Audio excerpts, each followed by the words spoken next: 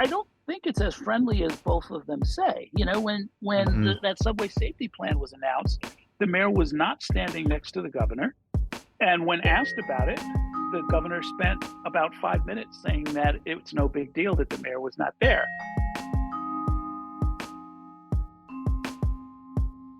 Hi there, it's WAMC News Director Ian Pickus. And on this episode of the WAMC News Podcast, we welcome back one of New York's most astute political minds, Errol Louis.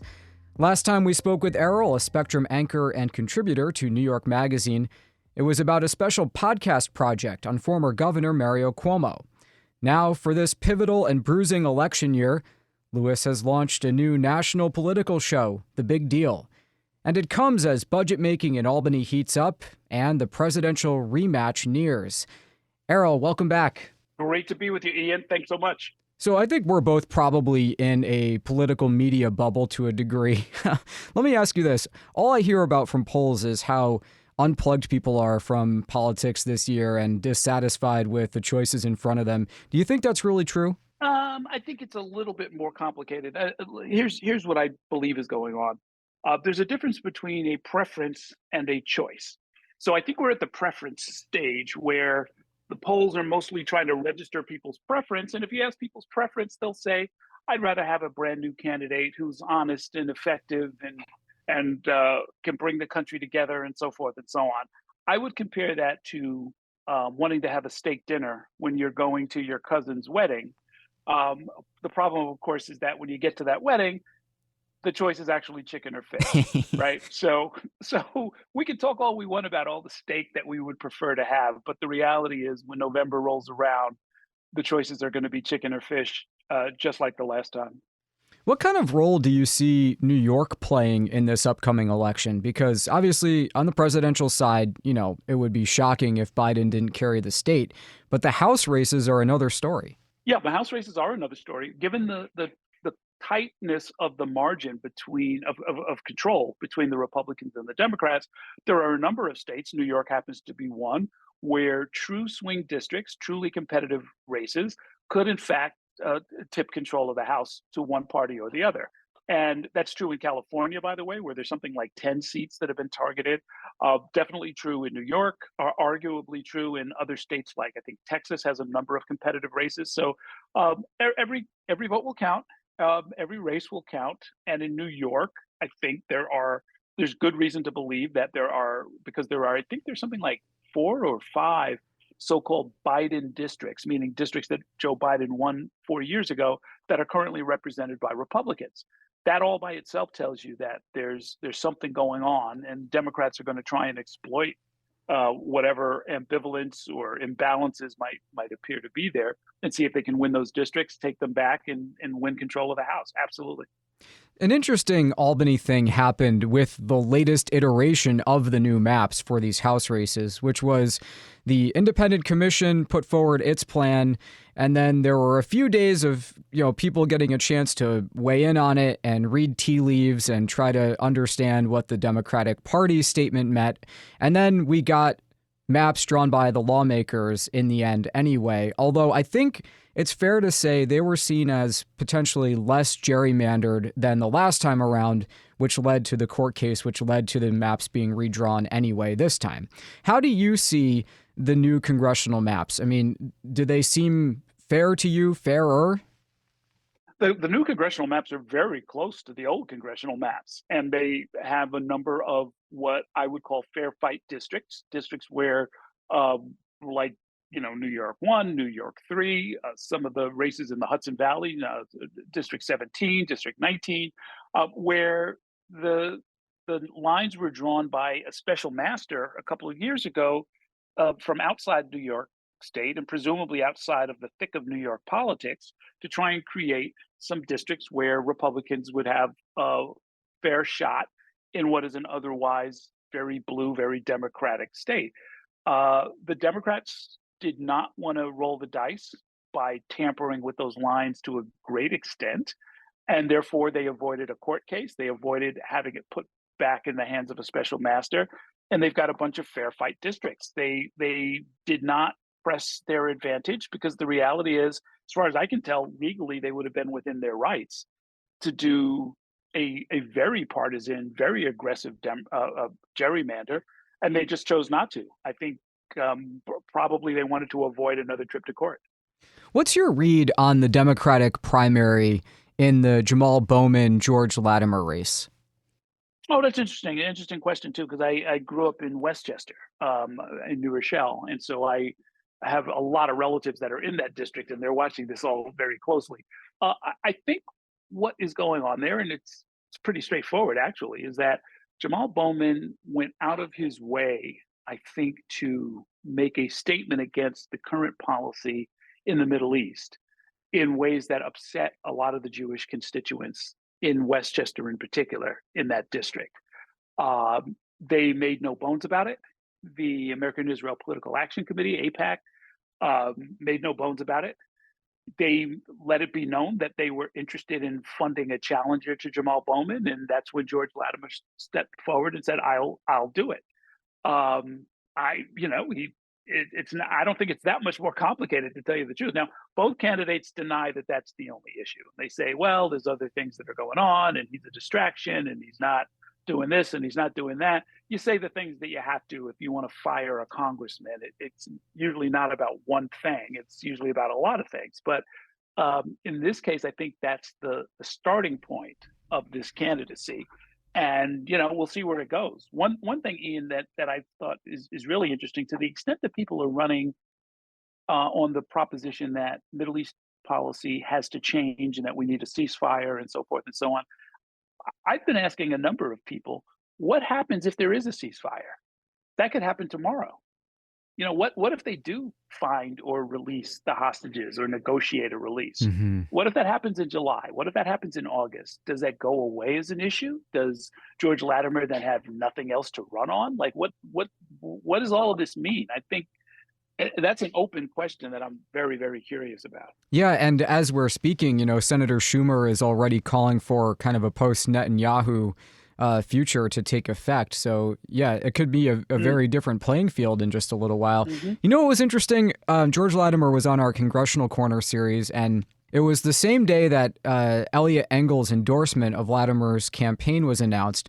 And in that interview, Latimer was complaining that Bowman doesn't show up in the district. And he's heard from people, local representatives, that, they don't have a lot of face time with Representative Bowman, which was effectively the thing that cost Engel his job at the end.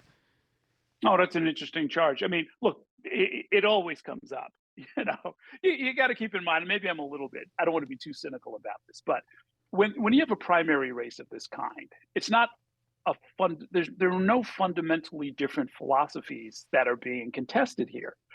It's not like one wants to raise taxes and the other wants to lower taxes.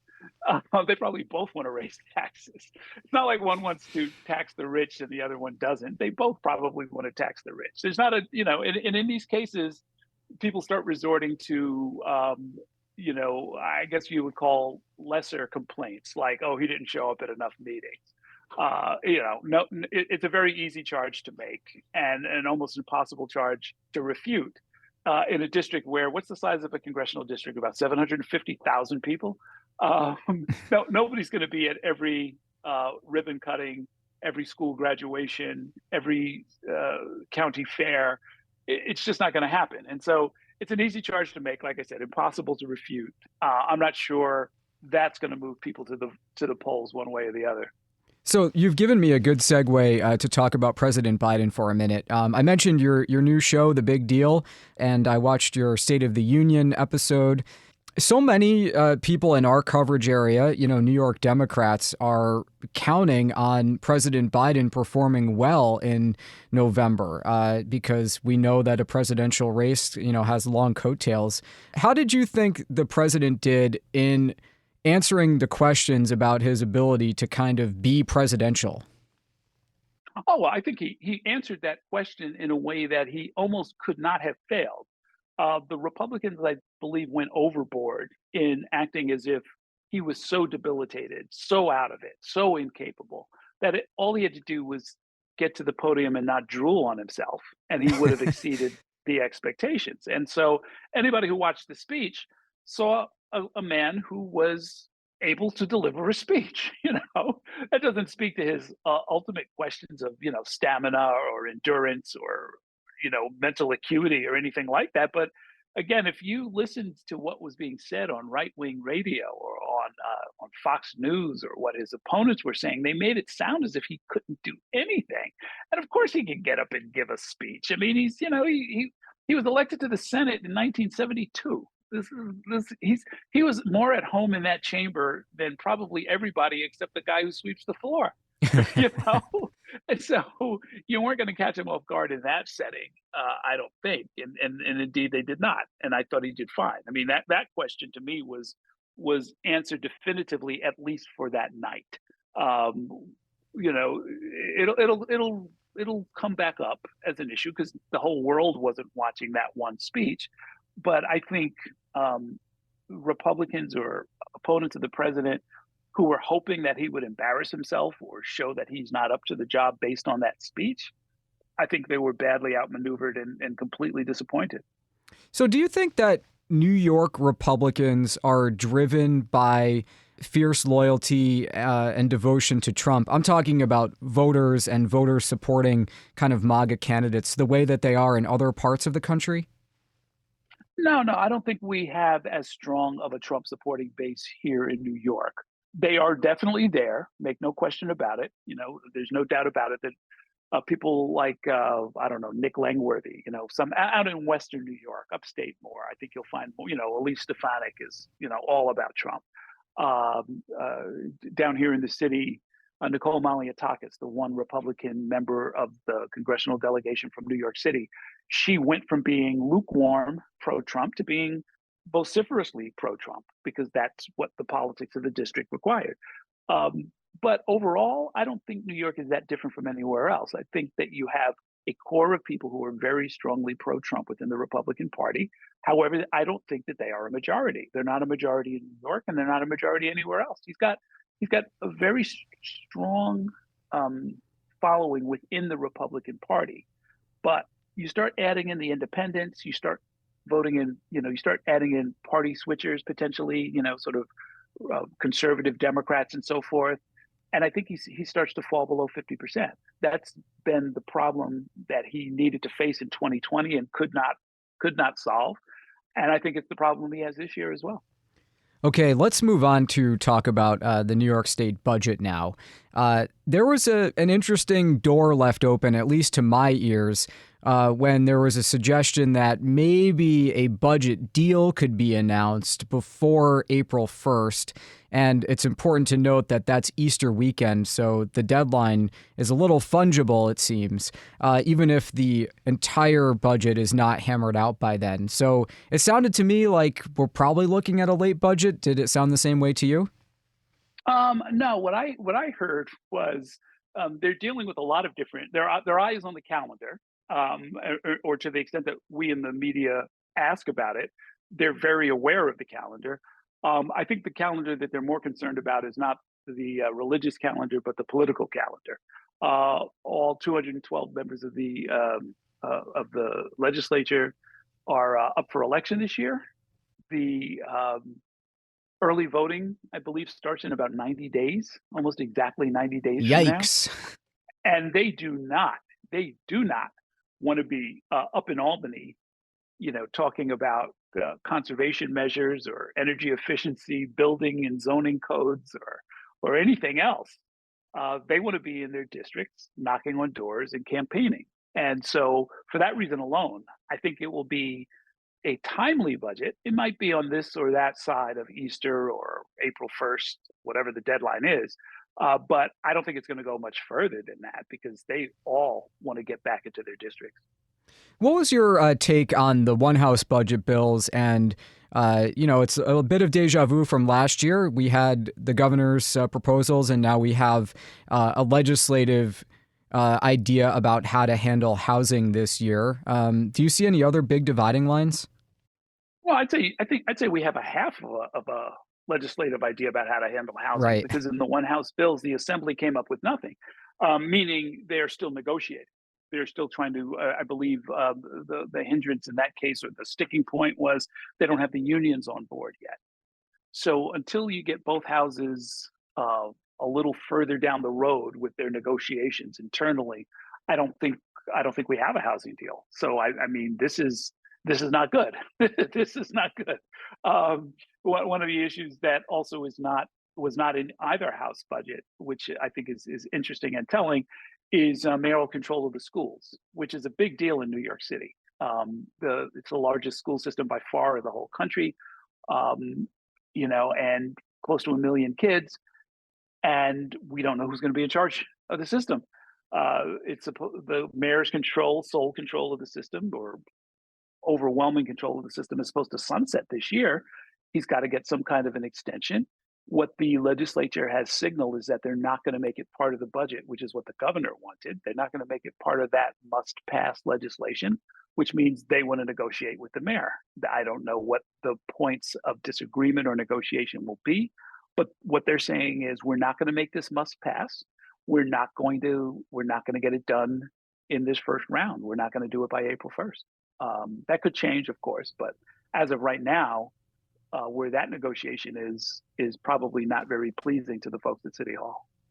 Kathy Hochul has a different style in dealing with the mayor of New York than Andrew Cuomo did. And I think, to say the least, Mayor Adams is different from the way Bill de Blasio was. But how do you see city and state interacting right now? I mean, we had this subway safety plan that was announced. That raised some eyebrows, obviously. What's the state of play between the two of them? I don't think it's as friendly as both of them say. That subway safety plan was announced, the mayor was not standing next to the governor. And when asked about it, the governor spent about 5 minutes saying that it's no big deal that the mayor was not there. If she'd spent 30 seconds instead of 5 minutes, it would have been a little more persuasive. Look, there's an institutional tension between the mayor and the governor. It goes back many, many decades. It's almost inevitable. It's almost baked into the system because the mayor has in some ways, the bigger pulpit. They're right here in the media capital, and most people here think that they are in charge of almost everything. That always frustrates the governors, since they, in fact, have more power and certainly a lot more in the way of resources to wield, and a bigger area of responsibility, both politically and constitutionally. Frankly, it's the United States of America, right? Cities are not even mentioned. So I think that the relationship between the mayor and the governor is probably not as warm and friendly as they would like to portray. Nothing could have been worse than the toxic relationship between de Blasio and Cuomo. This is far better than that, but it's not perfectly smooth by any means. In fact, that subway safety plan, there was some good reporting that suggested that the mayor was informed of it the night before it happened. That's not what you do with an ally. Yeah. So let me wrap up by asking about that Andrew Cuomo op-ed saying congestion pricing, after all, is not the best idea. What did you make of that? Look, Andrew Cuomo, let's take him at his word, first of all. If substantively he thinks that there may be some problems, okay, fine. He's not the first suburbanite to complain that they may have to pay. He wants to get on that exception list. Yeah, I'm sure he does. I think the main thing driving Andrew Cuomo these days is a quest for relevance, right?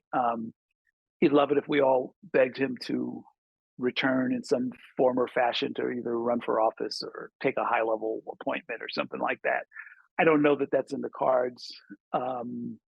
And I don't know if speaking out in this way on this issue is going to get that particular job done.